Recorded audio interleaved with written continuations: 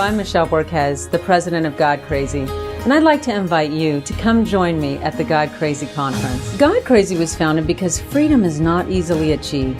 It's even harder to get alone.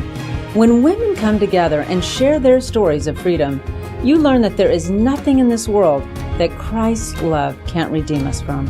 Come join us for a life-affirming weekend as we come together with women around the city and break down the walls and chains that would divide and imprison us from being who God meant us to be.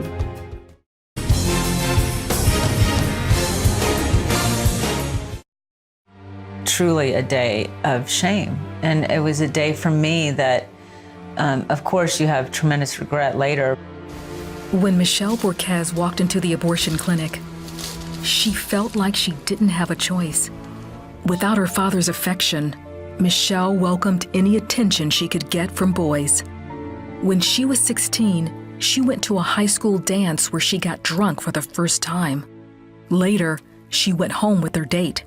I was very sick, very ill. I went and laid down in one of the rooms there, which I had no memory of. And that's where he came into the room and raped me. Michelle never told anyone about the rape. Soon after, she started dating another guy and became pregnant by him. That was when the fear of her father and the shame she was already living with led her to get an abortion.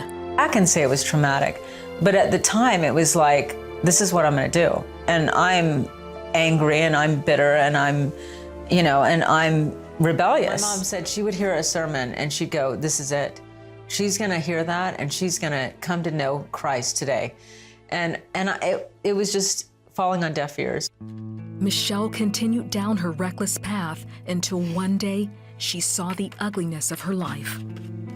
Once you've gone through drinking like that and partying like that, and then you come to a stop and you realize this is my life, the ugliness, the filth of it, it felt like I had dirt all over me.